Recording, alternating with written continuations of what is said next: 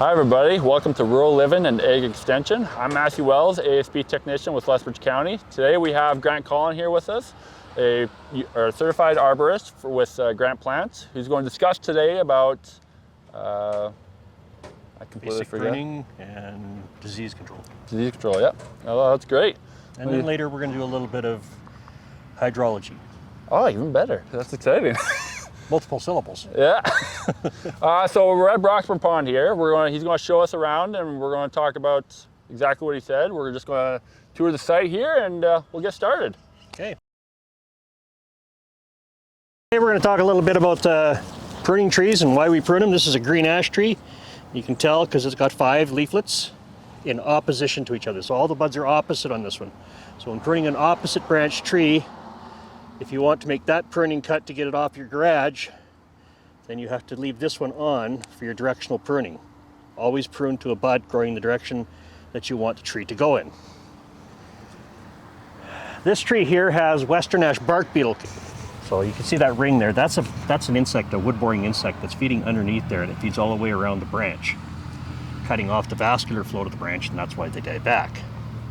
So we're going to prune that out today. There's another insect that attacks the trunk of the branch, and similar to the mountain pine beetle, and it's called the Crittle's bark beetle, and it attacks in mass, and it's about a pen's size dot, but there'll be hundreds of them, and it usually kills the tree in one season. But we're just dealing with the western ash bark beetle here today. So in order to get rid of that western ash bark beetle, you can do injections, which are very expensive and they're very invasive, or you can just do some simple pruning to limit the volume of the pest on the tree. So when you're doing a tree pruning branch, you can see here there's a branch collar where it's a little thicker. See there, it's a little thicker. You don't want to prune into that because there's chemicals in there that allow the tree to compartmentalize off the pruning wound. And you'll see when there's a good pruning wound, you're going to get a nice donut like this. That's wound wood, which is callousing off, and inside of the tree it's forming 3 other walls. They call it coated, compartmentalization of disease in trees. So what it does is it actually walls it off. It's not healing. Trees don't heal, they just grow. Okay, so first lesson of pruning, and everybody should be practicing this for their own safety for starters. When you're doing a big branch, or just for the simple purposes of not causing a tear down. So if you're just cutting on top of the branch, it's going to tear down into the trunk, which exposes the tree to funguses, viruses, diseases, and insects. And it releases pheromones attracting those particular things. So we don't want to do that. So what we do is we do an undercut, then a top cut,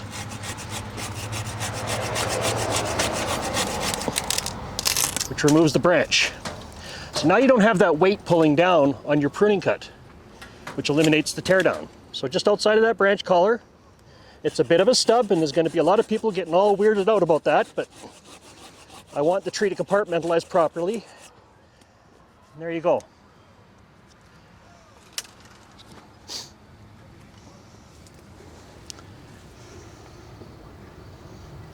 So it's okay if it sticks out a little bit. Typically on a healthy branch, the collar is going to be back a little bit. But we're just worried about dead branches, diseased. So anything that's dead and diseased and dying, the best control we have, bar none, including chemicals, is pruning out the disease. Now, if I wanted to have this branch over here pruned, because I've got a pathway here and it's in my way for clearances, and we're going to say the pathway is right here. So I don't want to take off too much because you want 30% is the general rule. So it's opposite branching, as I said earlier. So first thing I want to do, let's say this is the branch I want to keep, and because it's opposite, this is going to grow after I make this pruning cut too. So I make my pruning cut, and then I want to make sure that the energy is directed into that branch and that set of buds there. So I'll take off the opposing branch. Now all the energy will flow into that, and that will grow in the direction that you want it to go. Always prune to a bud growing in the direction that you want it to grow. That's green ash. Always pruning for clearances, always pruning for disease. If you do those 2 things on a consistent basis once every 3 or 4 years, you'll control your pest populations. Other than aphids and adelgids, you'll control your pest populations.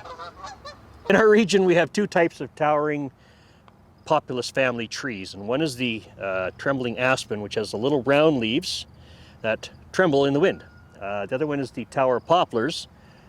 Both are genetically altered from other species, and both are about a 30 to 35 year lifespan if they're grown from root cutting, which seems to be the most popular method of reproduction. Both are very susceptible to this particular problem here, poplar borer. And you can tell by those very distinctive lines on there. So far, as long as those lines are kind of going up and down the tree, it's not a big problem. But once they go around the tree, they girdle the tree, and that causes dieback of branches.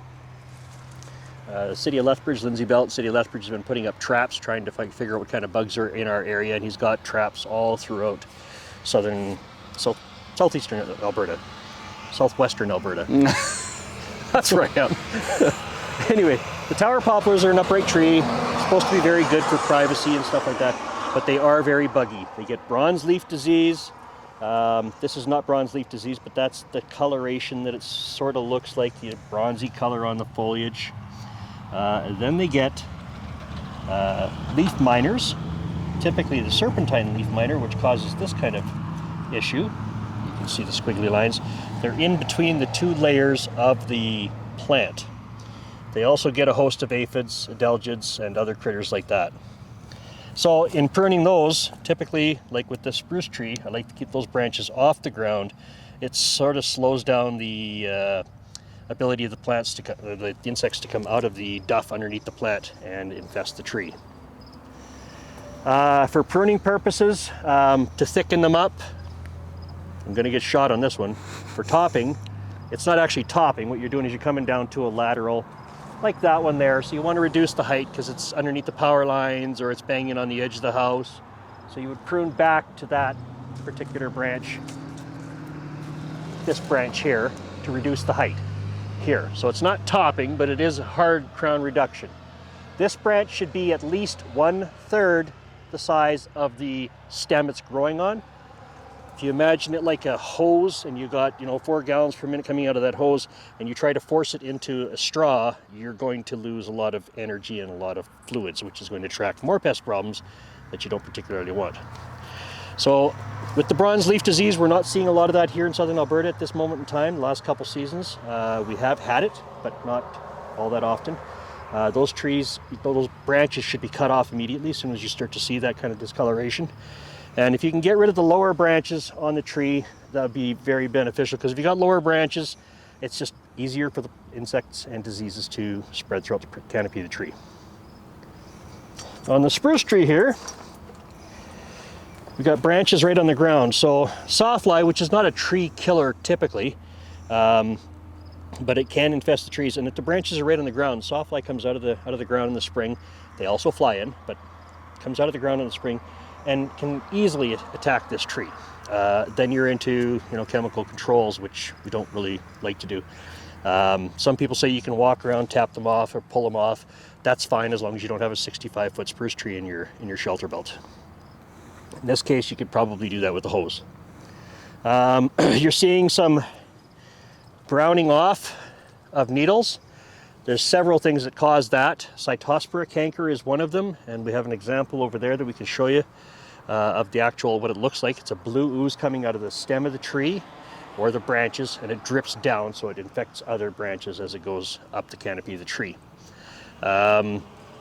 You've got spider mites that you could have. This year we had an outbreak of the spruce bark aphid.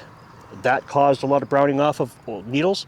And needles only live 5 to 7 years. So when you're walking through the forest, you notice you just have a bunch of stems.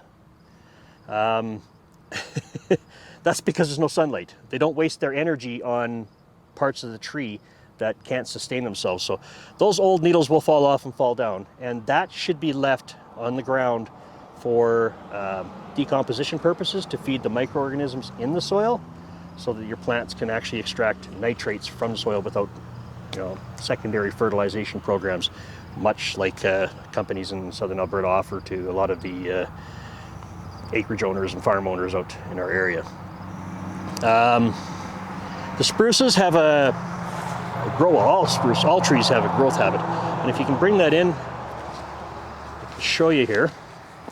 So this tree here, it's called internodal growth. So that little ring there was last year's terminal bud. So this terminal bud that's here was there last year. So this tree only grew about 2 inches. And this is how we can kind of distinguish how healthy a tree is by the amount of terminal growth it puts on year over year. So I can go back. So last year it was 2 inches. The year before that was only 1 inch. So maybe the irrigation water was cut off here or something along that lines. The year before that, it grew 2 inches. So it had a good year 3 years ago. And I can compare year over year. So if you think you can hide the fact that you haven't been watering on me, I can find out. The other thing you'll see on here is these little white dots. I get a lot of calls on these little white dots. They're called scale, pine needle scale. And what they are is, we'll peel this needle off here. Underneath there is a little insect. Right now they're basically in winterizing stage. You can see the damage that they do. So it's insignificant on this tree, but on a lot of trees they get a lot. The more shade they get, the more likely you are to see this particular insect. So if they aren't getting enough sunlight, they will be stressed. If they are stressed, they will pick up these insects.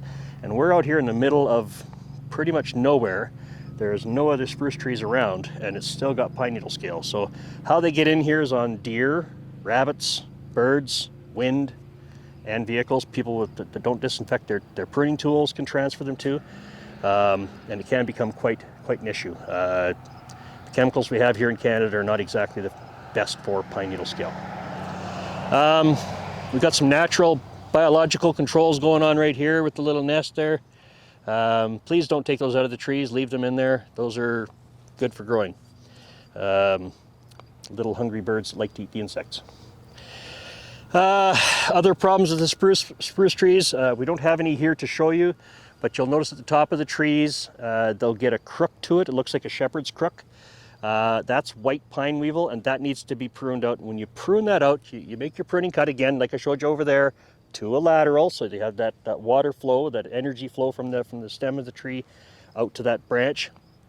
You prune it out, and then you take a razor knife, you cut it, and you peel that bark back. If you see the feeding tubes and it goes past where you cut, you have to come down again.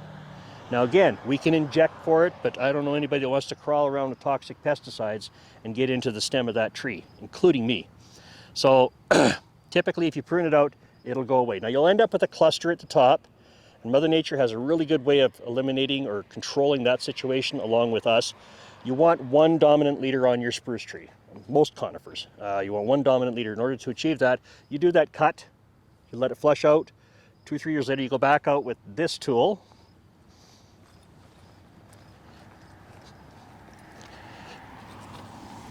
And a secure method of getting up there, preferably a harness or a bucket truck, not the front end of a loader or a ladder, because you put a ladder on the tree, you're not secure. Too many accidents that way. So this here, you put this up, and we just basically, I'm going to use this as the sample here.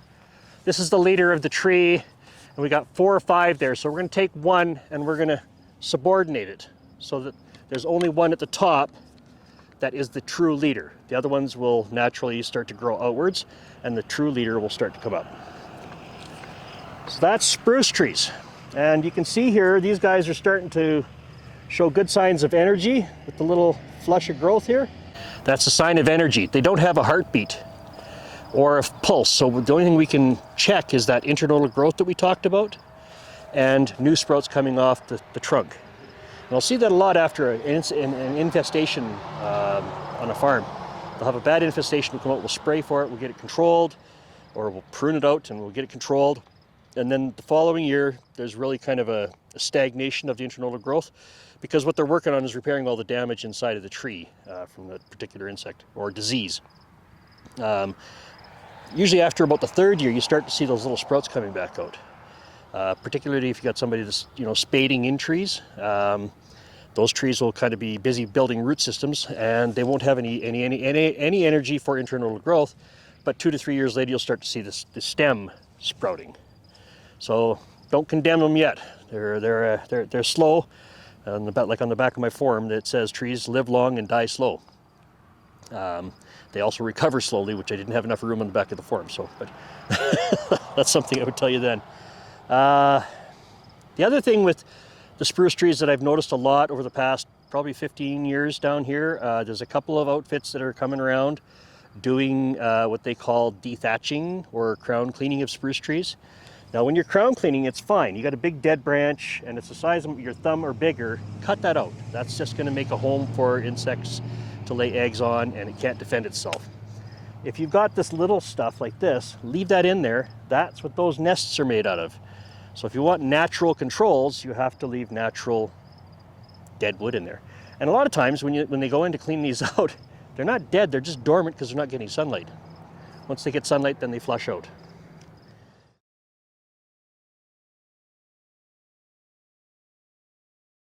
Poplars get certain pest infestations, and we've got some pictures to show you there Matt collected on these trees. So the first one here is a what we call lawnmower blight or weed whipper damage. Basically it girdles the basal area of the tree, cutting off the flow, which is what allows diseases that we can find on the staining here. You already have a picture of that in there, staining on that pruning wound there. And there's several of them. As a matter of fact, if you go into a book that's talking about poplars, you're probably going to find 30 or 40 different types of fungal blights, viral blights, that kind of thing. So it does happen, but what poplars do with that amazing internodal growth, I mean, that's 14 inches.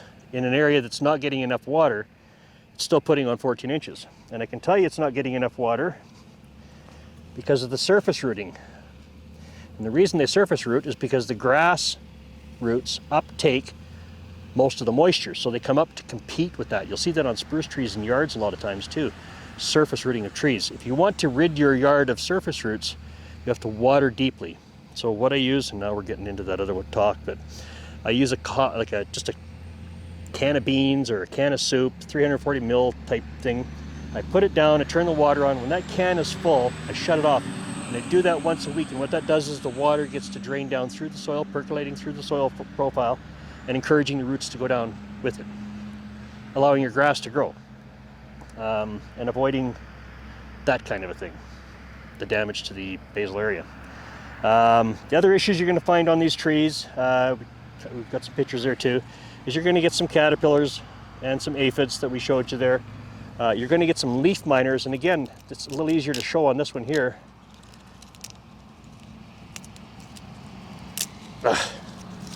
It's a tough poplar, I tell you. There. So they actually feed on in between the outside layers of the leaves. And they're in between. So using a contact like malathion or safer soap or any contact insecticide is not going to work. You need a systemic for that kind of a thing. But again, it's an aesthetic pest that we don't typically concern ourselves with. Here's a really good shot of an actively feeding one. And you can see the little whoop-de-doo that he's doing. So he's just following the food processes, and looks like he's passed on now, but that's the damage that they do to the leaves. It's purely aesthetic. This tree will put on this one branch alone, you got about 30 leaves, and one of them is infected. So it's not something to concern yourself with in terms of chemical controls or pruning or mechanical or cultural controls. Water is the biggest issue for them. If they get enough water, they'll outgrow anything. So on these trees, typically down low, we do the pruning cuts to get them up to a height where people can walk underneath them or sit underneath them to enjoy the shade, and the lawnmowers can get under there and not be blocked by their view, because if they can't see where the deck is because the branches are in their face, you get that kind of damage. So it's not their fault. And you want it up high enough that it's out of the way. So I showed you that other damage in here on this branch, this canker here. And what the canker does is a lot like in the wood boring insects. It blocks the vascular bundle all the way around the branch and stops it from coming out. So you don't have to take that whole branch off. You come back to the next suitable one. So that one's right in with the disease. So we don't want to keep that one because it'll probably help to spread it. So we're going to bring it back to here.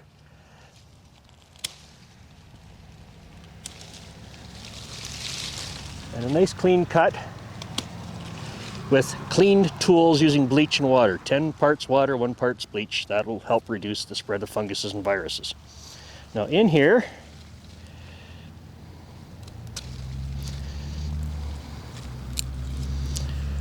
Here's your staining.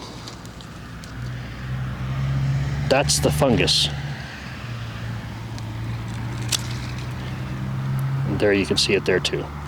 And once that bark peels out, hypoxylon is one that comes to mind. Once that splits open, it allows insects in there too. So you not only have the fungus, now you have an insect, a wood-boring insect that goes in there. Now you're back to typically chemical controls. So, and this is what happens when you get that kind of a problem. If it's left, you're going to get this kind of thing going on. The branches start to die back. The spores are on those branches. That's those little black dots.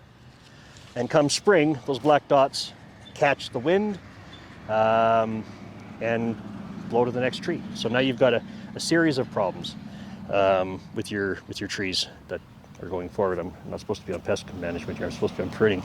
But culturally, if you get them raised up, that eliminates a lot of the issues from lawnmowers transferring disease, or deer transferring disease, or rabbits, or even the birds to a lesser degree, from transferring issues like insects and disease to your trees. Keep them pruned up.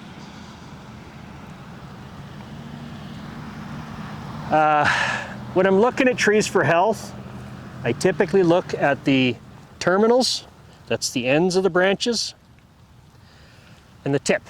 If those are in good shape, the leaf size is the right size and the right color, and the veins aren't being attacked by anything, typically you've got a tree that's okay. You don't have to do anything, fertilizing, spraying, or any of that kind of thing. Those are the first signs that I look at.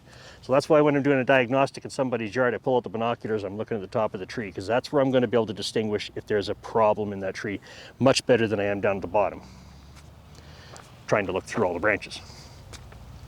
So that's your poplars. They get everything, but they outgrow 90% of it. So they're not as much of a concern for this particular thing. Plus they shed all the leaves in the fall. If you do have a fungus or a virus, I suggest you clean up all those leaves and burn them or dispose them. And not into the alley, into the garbage. Do not compost trees that have tree parts that have disease on it. If you're doing pruning on a tree that has hypoxylon, for example, you're removing these tower poplars that you see in the city, and they're dead from the top third or top half of the tree. Don't take that to a park or your own yard or a customer's yard and drop that mulch off. It's infested and it's a fungus. It's not going to die very fast. It's going to spread to other plants around it. So you got to be careful with that. Your red Aussie or dogwoods. Again, opposite budding. So when you're pruning these guys, just for clearances or whatever, prune it back to here, take off one side or the other, pruning to a bud growing in the direction you want to grow. In this circumstance where you've got really heavy scale infestation on these guys, because shrubs aren't designed to grow into big plants, they're designed to stay small. Our herbivores typically eat them back down to the ground, they flush back up, and they can defend themselves from these insects if they're properly pruned. So we do what we call, used to do what we call coppicing, but we don't do coppicing anymore in Southern Alberta because we get late frosts and early frosts, which can kill the plant if we take it right down to the crown. So what we do is a rejuvenation prune. We'll slide a few 2x4s in there, we'll take the saw, and we'll cut all the way through the whole thing, and the following season that will flush back up. You want to leave a few buds on the bottom of that plant in case we do get a frost. It'll kill those buds, and you still have the crown of the plant that has what they call latent buds. Those will come back up, and the plant can still flush out. If you do a proper coppicing, in our region, you'll probably lose some plants. I know from experience. And again, they're opposite. So anytime you can take a bud, you finish your rejuvenation prune, and you've got 65 little stubs like this with little buds on it, and they're opposite. Try to thumb them off. Take those buds off so there's only one that's going to start to shoot up. It keeps the bottom of the plant a little cleaner, and less debris builds up underneath there. To a certain degree, it's okay to have some debris, but you don't want voles and mice and the likes getting in there and making a new home under there. So if you have a little bit of a clearance with that 4-inch rejuvenation cut, peel one of the buds off so when it starts to grow, it grows up and out rather than just both flushing out and creating a nice little haven that the birds, the raptors in the sky can't get at these mice, and the foxes can't get in there, it's too thick. Coyotes, whatever, what have you. So yeah, rejuvenation prune on these guys here. There is another little trick you can do on a lot of these plants, and it's called nicking and notching. So you really like this branch here for whatever reason. Maybe you're going to turn it into a fishing rod in 10 years. So you want this plant to grow in a certain way. If you want to stop this plant from growing, you do a nick right underneath the bud that you want to stop at. So you just use your thumb and just peel that back like so. Okay. Now, nicking and notching is controversial because we don't know which one is actually called nicking and which one is called notching. But underneath, I call it nicking because we're nicking the growth. If I want that to turn into a side laterals, like 2 side laterals and grow out from there, but I don't want to lose the terminal, then I notch above it, above that bud. So I would notch here to encourage growth on both sides. So now these two, I usually use a knife, not my thumb, but so now those two will continue to grow out and this will stagnate and just stay right there. So if you have flowers here, then you can let that flower still and you'll get new side laterals to fulfill in here. And in that circumstance, a lot of times people come along and take off all the lower buds or foliage so that this becomes the feature of hanging down. So that's how you get into the topiaries, the cordons or the espaliers for fruit production. Those types of pruning techniques will all incorporate the nicking and notching. But for most of us, a very simple rejuvenation cut will work. So off to the lilac. So on these guys here, you got a little bit of a blockage. If somebody's trying to walk through here, they might get hooked on something in a belt loop or on a watch or a phone or something. So you want to get your clearances. So your path is 5 feet wide, you want a 5 foot wide path. With lilacs, they only flower on 2-year-old wood. So you have to be really careful. You can't do the same rejuvenation prune as you did on the dogwoods. And that rejuvenation prune is on any deciduous shrub. It should always be kept smaller. When they get too large, their root mass is very small and they can't move the proper amount of chemicals to each part of the plant to keep them from getting infested when they're too big. So we do rejuvenation pruning on them and or copicing, but typically rejuvenation in our area. So we'll stick with that terminology. So I pick out, 2 or 3 stems that I really like, and then I basally come in and take out all the other ones that are protruding out from that. So I don't lose my flowering on those 3 or 4 that I've chosen. And typically I do about 15-20% of the plant is what I leave behind after this process, so that you continue to get your flowering. You can use flagging tape, black marker, there's all kinds of different rubber bands, whatever you want to put on there to determine the ones you want to keep. So if you are sending a crew in there, you go and delineate what's going to be taken out, and the crew can come in and take all that material away for you, and you still have flowering on your lilacs. The only real pest we have on lilacs of any concern whatsoever, and I have seen it like maybe 5 times since I've been down here, is a borer, which is, again, if you have a wood boring insect right here, cut there. Always cut below it, and then peel that bark back on that cut, peel it back to make sure there's no feeding tubes that go past your pruning cut. If there is, then you got to go down 1 more node. And because they're opposite, again, stopping the growth, just pull that one off or nick and notch. What you got on here is a little bit of woolly elm adelgid, and ladybugs are just going to town on it. Sorry guys, I'm taking your lunch away.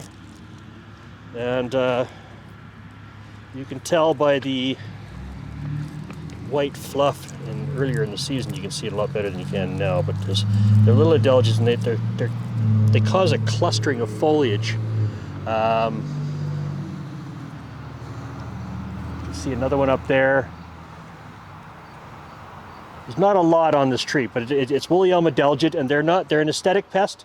They're not going to cause much harm to the tree. Now, if you've got 3 other issues on that tree, like the basal damage down here, the striations, and the European elm scale, and the Lucanium scale, so you have multiple issues, that's when you'd want to treat something like this, so that you're knocking all the populations down so the tree can produce its own, bring up its own chemistry to control those pests.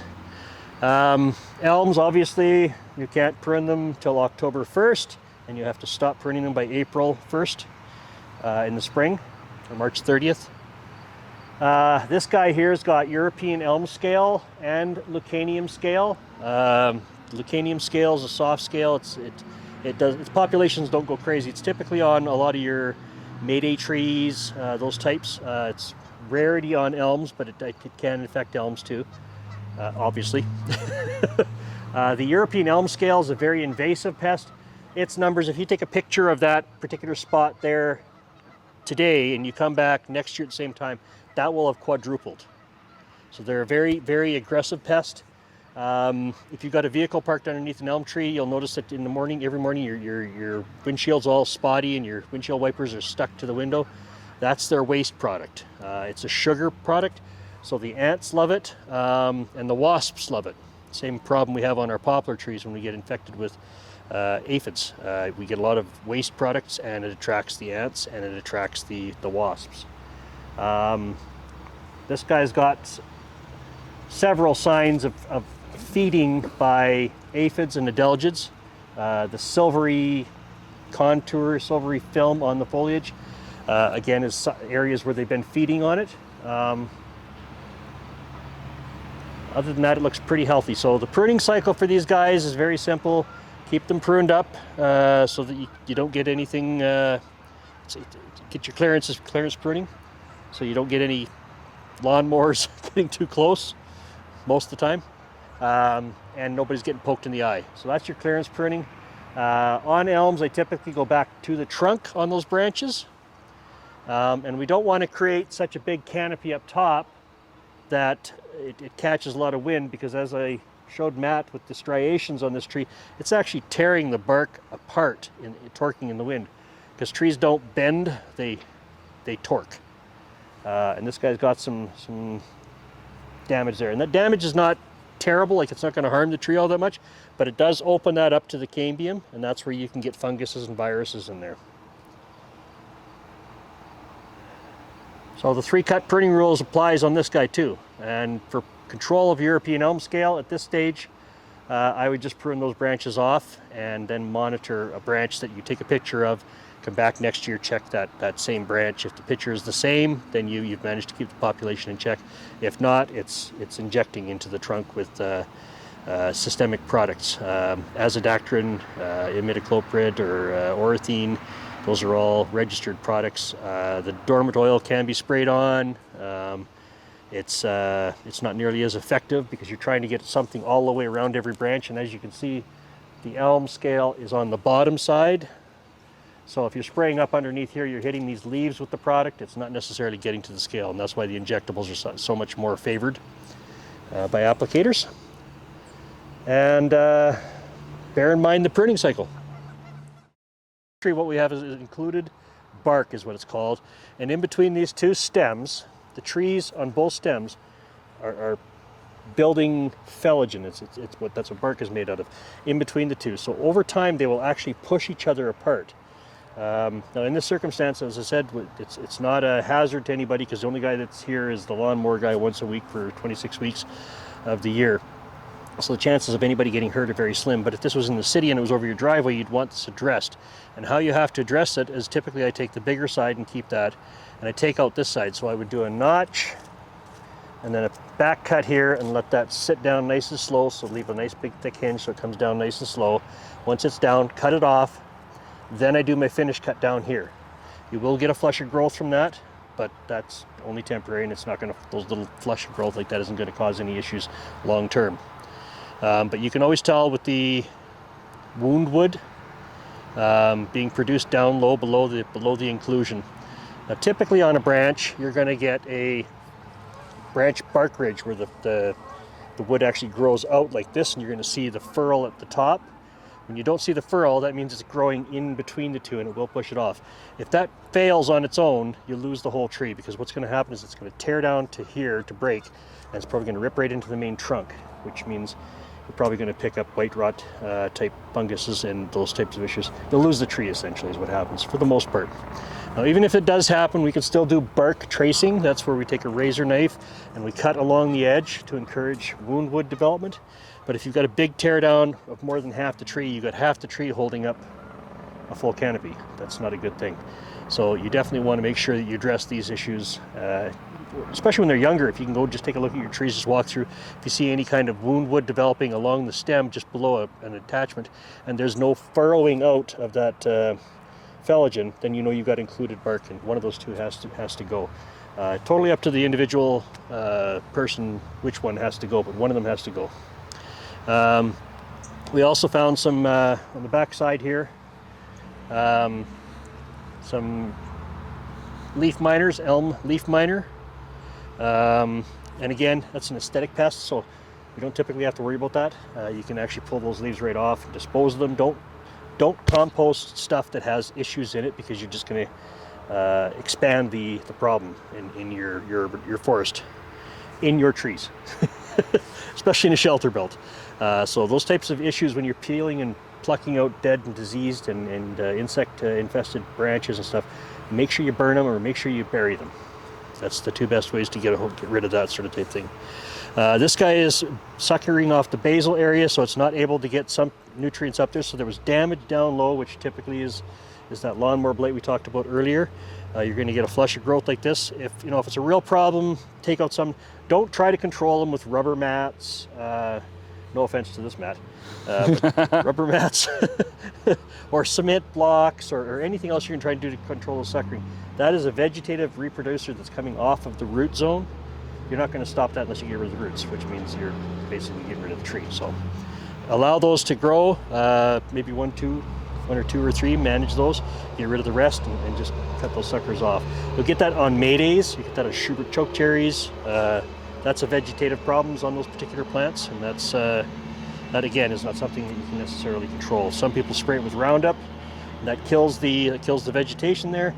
But the problem with that is, instead of having tall green stuff that's bothering you, now you have tall brown stuff. You haven't accomplished anything, you just got different color. So I do recommend leaving 1, 2, or 3 to grow, and to take that energy up into the plant while controlling, how close you can get to it for your pruning, or your lawn mowing, pardon me. So a great time for a coffee break, everybody. Grant's going to take us to another site. We finished off here at Broxburn. You got another site at Shelterbelts? Shelterbelt, just out east of Petcher Butte, off the highway there. There's not a lot of issues there. We've been working on the site for 2 years now, so things are starting to get better. Even though the homeowner doesn't necessarily agree, it doesn't look fantastic. But I'll take responsibility for the first, for the last 2 years. If he takes responsibility for the first 40. That's good. Anyhow, Matt wanted to have a commercial break, but we don't have anything to advertise. Nope. Just that even the Lethbridge County trees have a couple of issues ourselves, and but hey, we're going to address them. So it's the next site. So we're at the next site, undisclosed location. You guys won't know, but Grant's going to tell us a little bit more information about the Shelterbelt here and give us some insight into various information, I guess. Perfect. Commercial break has ended. Yeah, no more. So I just want to talk about a couple of things first. Buffering. When you're using irrigation water, you typically have a higher pH values coming out of that than you do with rainwater or river water, which is quite common problems that we have here in Southern Alberta, particularly for our conifers and apples and trees like that like the 5.5 range pH. When we're using our irrigation water, we're adding more stresses to them with that. You can buffer it by simply having turf underneath your trees. Particularly as you see along here, there's lots of turf, so that kind of buffers the amount of salts that are getting to the root zone of the trees, and they tend to do a little bit better because of that. Other substrates that you can use are things like wood chips. If you're going to use wood chips, then you want to be using nitrogen-based products. Put that down first, then apply your wood chips, because what happens, you put the wood chips down, it extracts nitrates from the soil that break down the wood chips, so they're not actually getting to the roots of the trees. An application of wood chips can take 2 to 3 years before you start feeding the microbes in the soil. So you got to be careful with that. It's a good thing to do, don't get me wrong. It does retain water, and it does retain the ability for plants to get more nutrients out of the soils that are there. So typically we would do a fertilization, a deep root fertilization, on the trees, and then once every 3 to 4, 5 years after that we would continue that process. Annual fertilization is not something you want to be doing on your trees. They're not grass, they're trees, they're building wood, they're not building leaves. So we tend to, 1 or 2 years in a row is the maximum for fertilization. These guys here, the poplars, as I said earlier, are put in as nurse crop to protect the high value trees, the spruce trees and ashes and oaks and maybe ornamental type trees like your maydays, lindens and stuff like that.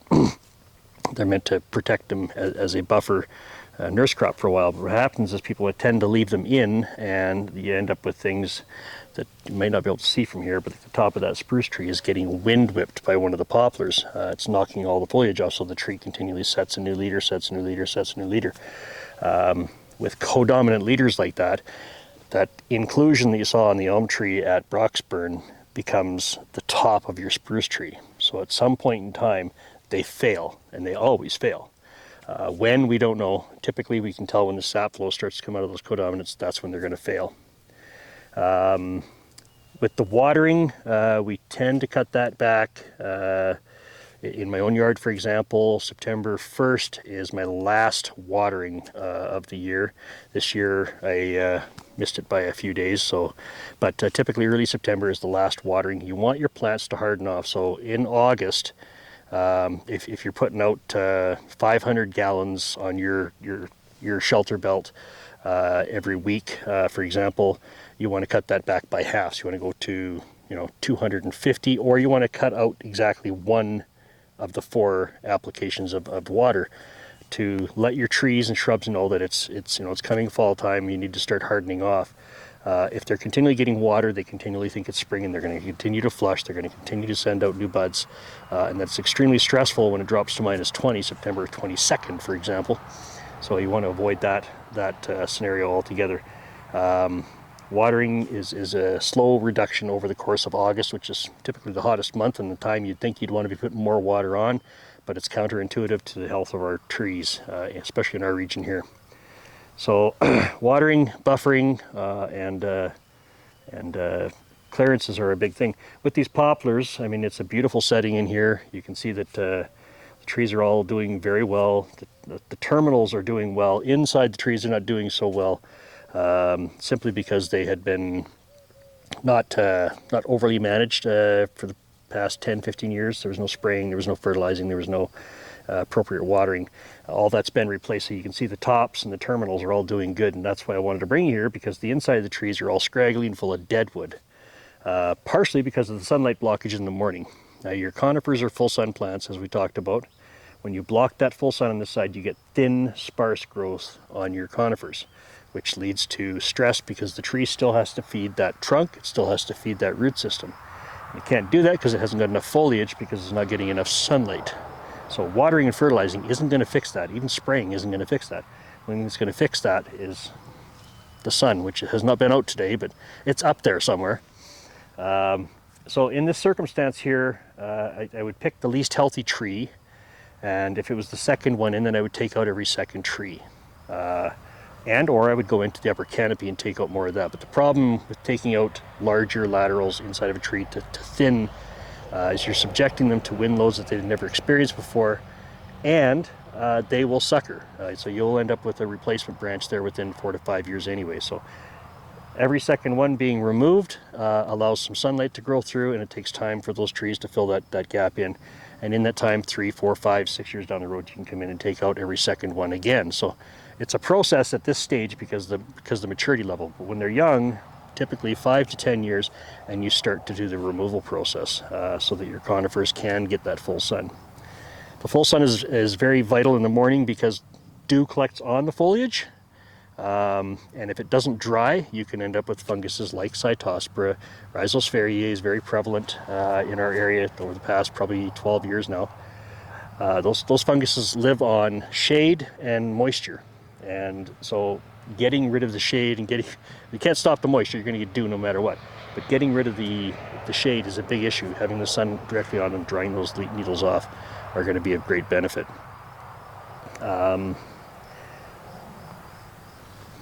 I kind of think that was pretty much it for the Shelterbelts, because I got off topic on the other site quite a bit on other things too. But hopefully everybody that's watching this video, if they have questions, can get a hold of the county office, and they can come up with the answers. If they can't come up with the answers, they can ask me. If I can't come up with the answers, you're on your own. Just kidding. I know somebody that will know. After 40 years in the industry, very well connected with a lot of different individuals. So, do you have any questions, Matt? No, I don't have any questions. Thank you so much for doing this video with us. My pleasure. That was awesome. Look for us again here in the future, and hopefully we'll get more videos with Grant here, who's a wealth of knowledge, right? So till next time.